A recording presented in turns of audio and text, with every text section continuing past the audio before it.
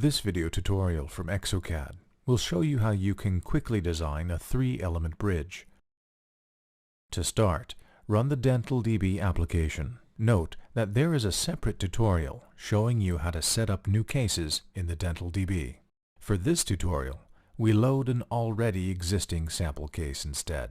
Click the Load button at the top of the DentalDB. Select the demo sample called 3-element bridge virtual articulator copy and paste sample and click the Load button again. This sample's job definition includes 3 different restoration types. For tooth 46, we defined an anatomical crown. For tooth 45, we defined a reduced pontic. For tooth 44, we defined a coping, which is a reduced crown. By default, connectors will be set automatically whenever you define a pontic, and thus the toggle buttons are colored in green. Click to toggle. The color will change to gray and no connector will be created. In practice, you will use this feature mostly to add connectors between adjacent crowns or copings. Click again to create a connector. Note that if the color button is red, a connector may not be created because the material of the adjacent teeth differs. And if no toggle button is present, one of the selected types does not permit connectors. Before we proceed to the design, I will slightly change this job's material configuration. I want to design this job with a 3/4-axis material. To do that, it is enough to select one of the teeth. Select 3/4-axis in the Material drop-down list and reselect the desired material for the 3/4-axis material configuration. Note that the last selected material configuration will be used for the next project. Click OK to apply the changes, and choose Change Material for Bridge to apply this 3/4-axis material configuration to the whole bridge. Otherwise, you must change the configuration for each tooth. Before you can proceed to the design, you must click the Save button to enable all Actions buttons, as you did crucial changes in the project configuration. Now click the Design button to proceed to the design. In the DentalDB, we defined the scan mode for 2 stone models in Articulator A. Thus, the wizard will start automatically with the virtual articulator if this add-on module is activated on your dongle. To have a better visualization of the virtual articulator's effects, I prefer changing the antagonist transparency in the Show Hide window now. You will find more information about the Show Hide window in a separate tutorial. Let's start with the articulator. Note that if you don't want to use the articulator, simply click Next in the wizard to skip this step. Right now, I don't want to go too much into detail about the virtual articulator feature with its different articulator types and parameters. This will be explained in a separate tutorial.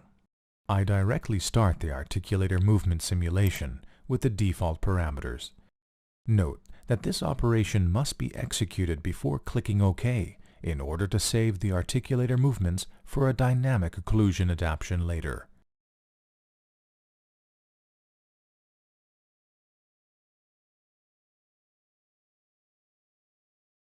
When you close the virtual articulator dialog by clicking OK, a new window will appear at the top right corner of the screen. This window allows you to visualize and repeat the 4 main articulator movements. The articulator is not visible here. Showing the articulator is not necessary, as the virtual movements have been saved. Let's proceed with the next step, which is the margin line detection.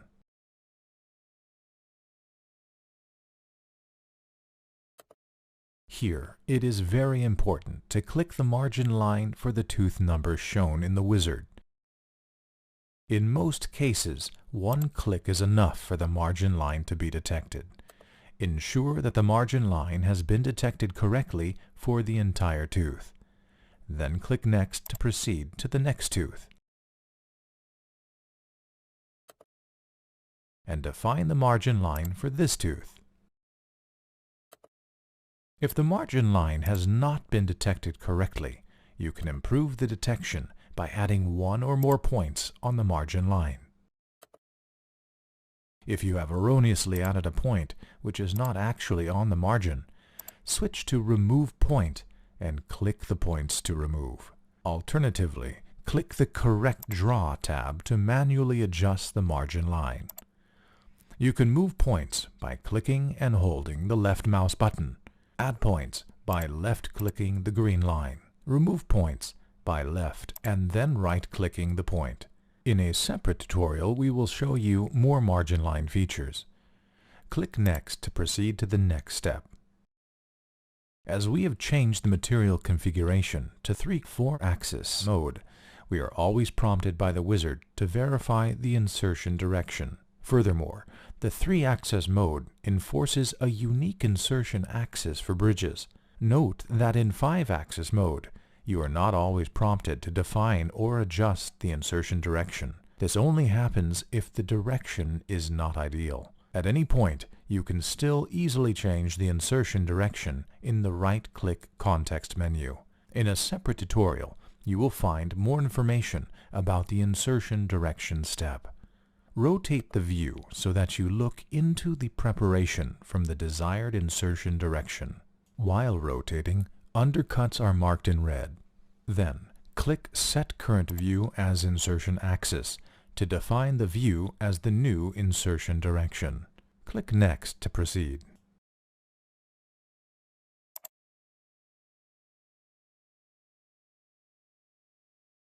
The Crown Bottom step allows you to design the inside of the crown. This part of the design and the parameters involved are crucial for a proper fitting. This step, including border and undercut settings, will be explained in more detail in a separate tutorial. Click the Next button to proceed to the next step. The Copy Tooth step allows you to use copies of existing teeth as library teeth or pre-op models. This will be explained in a separate tutorial. Let's proceed to the next step, which is the tooth placement. In this step, you can optimize the tooth model placement by moving, rotating, and scaling the teeth. The default operation is Move. Move the tooth freely in all directions by holding and dragging the left mouse button. Click Rotate to rotate the tooth in all directions by holding and dragging the left mouse button. Click Scale to scale the tooth in all dimensions. To do this, hold and drag the left mouse button.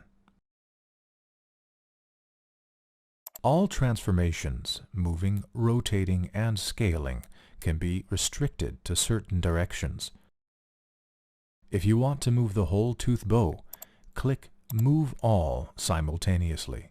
With Control and right mouse click, you can deselect teeth. In a separate tutorial, you can learn more about tooth placement and how to use the direction restrictions. Instead of using the mouse for switching between the transformation modes, I recommend to use shortcuts to quickly toggle modes.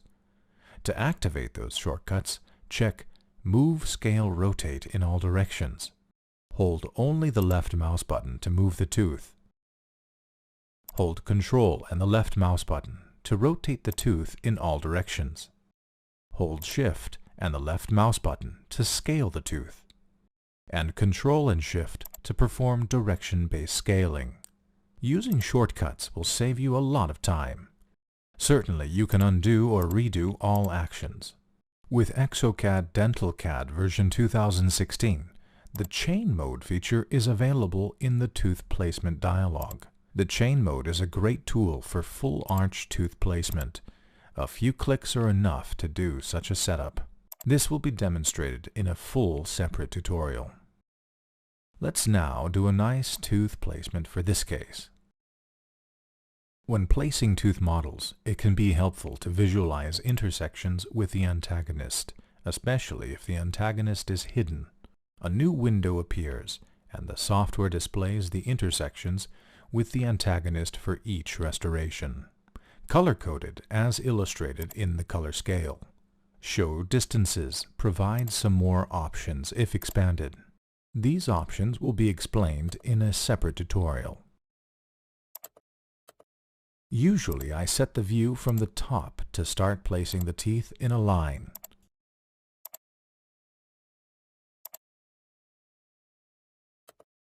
Then I move to the frontal view to modify the tooth axes. Then I move the jaw to the side view for adjusting the tooth height position and the curve of spee. Normally I hide the antagonist during the initial placement. I think the colored contact intrusions are enough, as I'm not too critical with the occlusion now. Following the patient's tooth bow is more important, as the final occlusal adjustments can be done very easily in the free-forming step. Click Next to continue. The tooth models will now be adapted to the margin line. Let's have a look at the free-forming step. Now I normally activate the antagonist in the Show Hide window. A semi-transparent display of the antagonist might help you to adjust the contact points more accurately. By default, the free-forming tool starts with the anatomical free-forming, which allows you to adjust the tooth shape by areas. Choose Cusps to edit individual cusps. This is a perfect tool to create or adjust the contact points.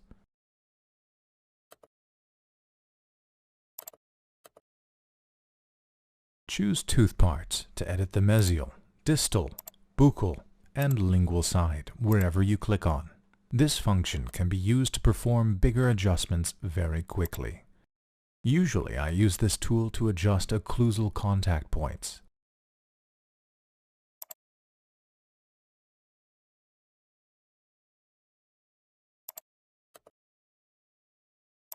But also to establish or adjust the proximal contact point areas.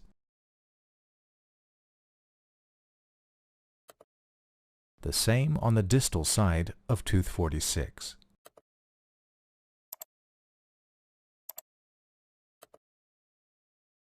Furthermore, I recommend to use this tool for placing the basal part of the pontic correctly. You can keep certain parts of the tooth fixed, either the cusp tips or the equator. Check Cusp Tips to keep the cusps fixed while moving the equator. Uncheck Cusp Tips and check Equator to keep the equator area fixed when editing the cusps.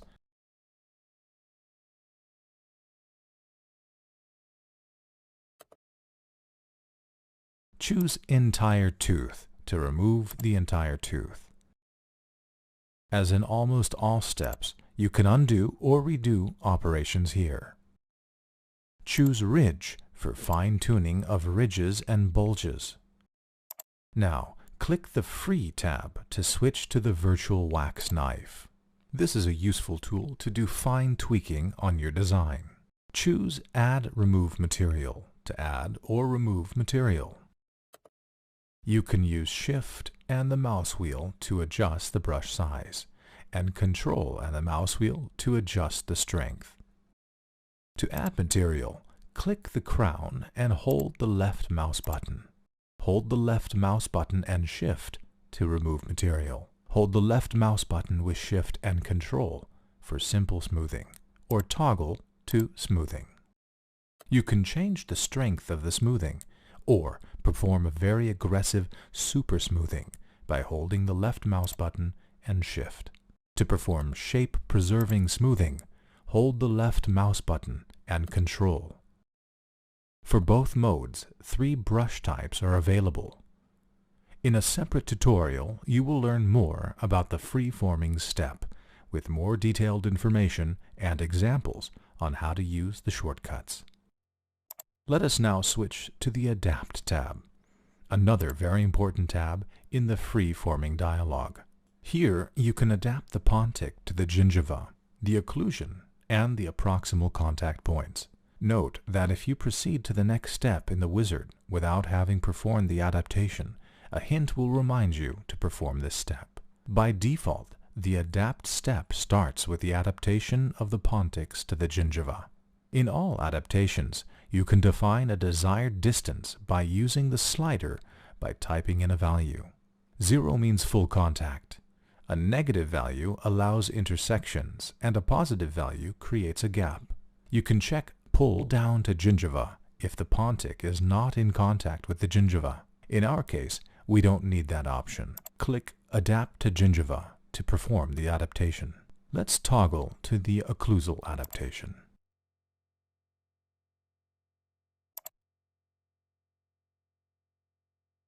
Also here, you can define a desired distance to the antagonist using the slider or by typing in a value. A positive value creates a gap between the restoration and the antagonist. This is comparable to moving the antagonist downwards in the articulator. A negative value allows intersections, which is similar to moving the antagonist upwards. I recommend to use the distance option instead of the correct antagonist feature in expert mode if you want to adjust the occlusion height.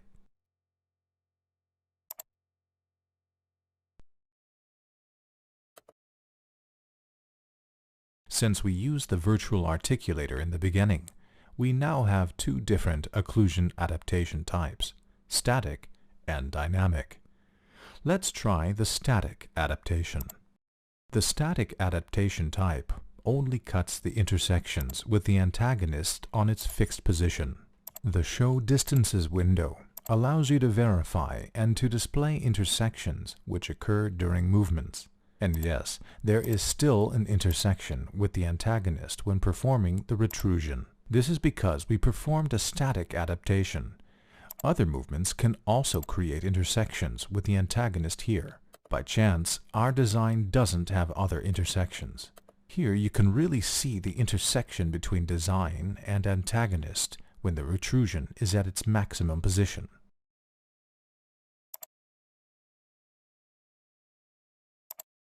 Let us undo the static adaptation and compare it to the dynamic adaptation. Check Dynamic Occlusion Type and repeat Cut Intersections. Display again all intersections that might have been created by articulator movements. Now, logically, there is no intersection anymore. Even the retrusion movement does not present any intersections. Let's perform all other virtual movements too. Laterotrusion left, laterotrusion right, retrusion again, and protrusion. As you can see, there is absolutely no intersection anymore. The jaw movements are mostly guided by the healthy teeth. Again, I will undo this operation to show you another adaptation type. Besides cut intersections, you can do a smart shape-preserving adaptation, which will try to preserve the tooth morphology. Note that this feature can change your design slightly. I will undo this operation too, as I prefer to simply cut the intersection with a dynamic occlusion. Furthermore, you can exclude parts from the adaptation. Imagine there is not enough space for the ceramic, and you want to ask the dentist to remove some material on the antagonist during bridge placement. The parts brushed in blue will thus not be adapted. We finish that step with a dynamic intersection cut.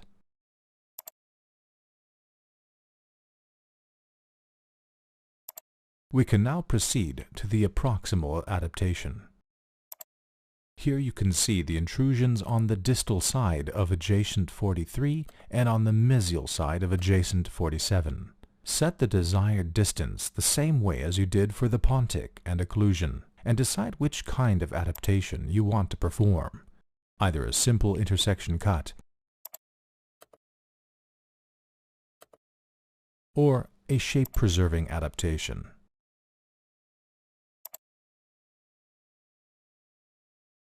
The approximal adaptation provides another option called Pull Sideways to Adjacent Teeth. You can use this option to close gaps between your design and the adjacent teeth. In the approximal adaptation, you can also exclude parts from being adapted. Click Next to proceed to the next step. In the shrinking step, you can reduce the anatomic shapes in order to create reduced frameworks, where you can apply veneering material such as ceramic. The shrinking step and all parameter settings will be explained in a separate tutorial.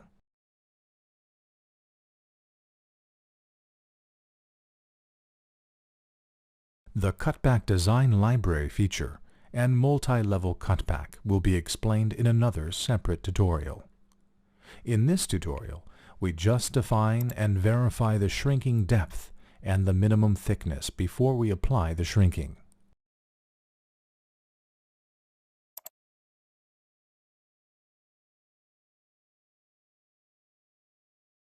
Maybe you will notice that tooth 46 will not be shrunk. This is because we defined an anatomical crown for this tooth in the Dental DB. Click Next to proceed to the next step. After the cutback, you can do some free-forming again, but now on the reduced teeth. Normally I use the Tooth Parts option to do final corrections on the reduced shape, especially to ensure that there's enough space for the veneering.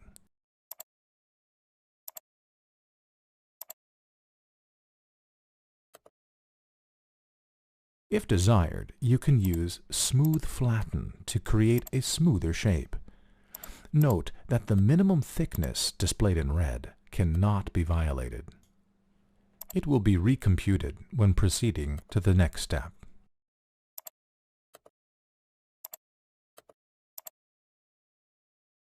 The basal part of the pontic can be designed easily with super smoothing. Hold Shift and the left mouse button to delete material and to smooth the pontic in this area in one step.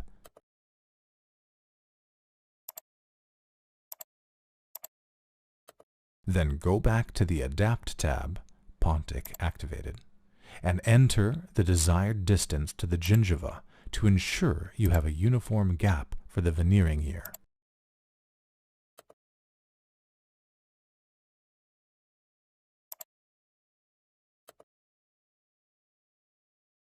Feel free to toggle back and forth between the two modes until you have achieved the desired design.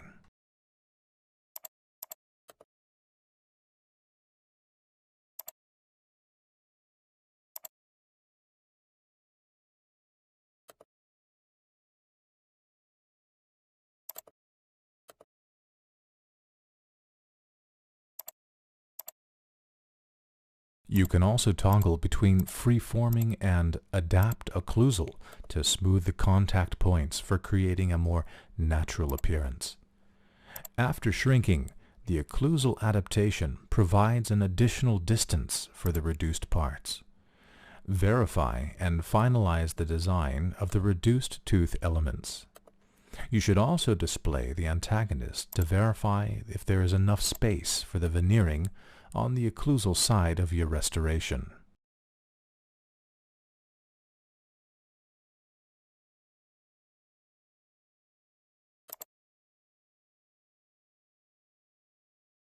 The fourth tab, Attachments, in the free-forming dialog will be explained in a separate tutorial. Proceed to the next step. The Connectors step allows you to design the connectors between the tooth elements. Connectors will be generated wherever defined previously in the Dental DB, but can also be added or deleted afterwards. To delete a connector, right-click the connector and select Delete Connector. To add a connector, right-click one of the elements you want to connect and select Connect to Mesial Distal Neighbor. The minimum size of the connector can be defined either by its cross-sectional area or by its height and width. Toggle between the two modes using the radio buttons, then adjust the value using the sliders. To apply your changes, click Apply cross-section shape change. Each change must be applied. You can also switch between different predefined shape profiles by clicking shapes. Any changes you make will be applied to all connectors. In expert mode, you can apply different parameters and shapes to individual connectors. This will be shown in a separate tutorial. Starting with ExoCAD version 2016, there is the connector type Join Tooth Shapes directly. You can use this shape to connect full anatomical crowns. This will be demonstrated in a separate tutorial. Once you have defined the connector shape, you can position it in different ways. To change the connector's position, drag and drop it using your mouse. It will readapt itself to the teeth once you drop it at its new position. Dragging the connector will change its position on both sides. To change the docking place of the connector only for one side, hold Ctrl and the left mouse button to drag the point, or hold Ctrl and click the tooth to change the docking point's position.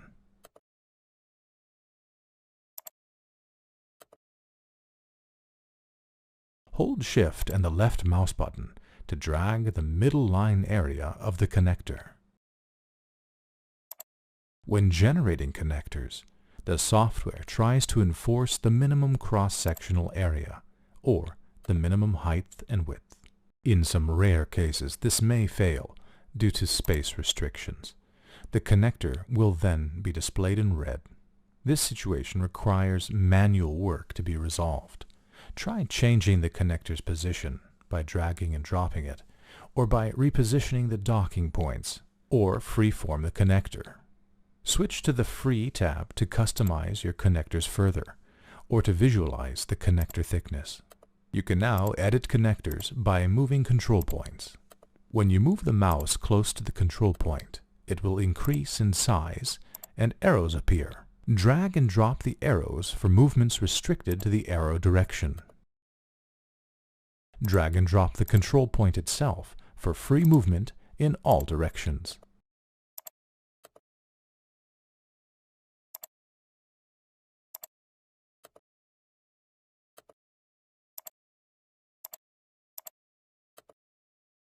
To insert additional control points, hold Ctrl and click the green line in the connector's center at the location where you want to add a new control point.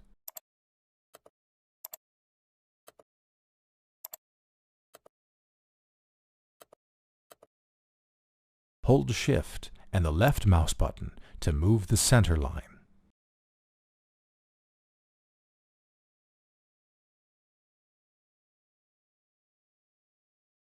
Click OK to proceed to the next step. The restoration will be merged and saved now. In this last wizard step, you can decide what to do next. I'm done means that the scene will be closed and saved. Proceed to production launches the integrated CAM module, ExoCAM. Freeform restorations allows you to freeform the entire merged restoration. Expert mode allows you to further edit your restoration. For example, if you want to change the margin line or the insertion axis, or certain other things, you can still do this now without losing your existing design. For details about the expert mode, please see our separate video tutorial. Design Model will start the Model Creator module. Now I will show you the advantages of the Freeform Restorations option. The software will now stitch together the elements of the restoration.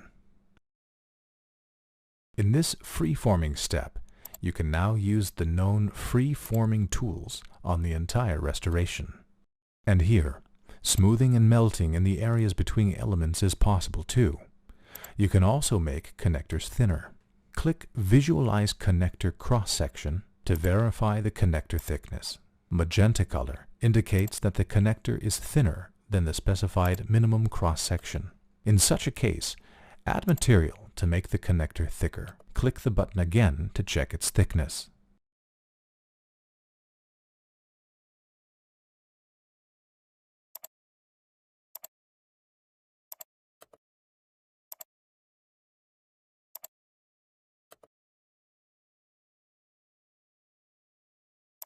Using anatomical freeforming, you can pull and drag entire restoration areas. Note that if you do freeforming on merged parts, these changes will be lost if you delete constructed parts in expert mode. When you're done, click Next to proceed and finish the restoration. The software asks if you want to save the modifications. The restoration will be exported again with the changes you've made. The previously saved STL output file will be overwritten. Thank you for watching this video.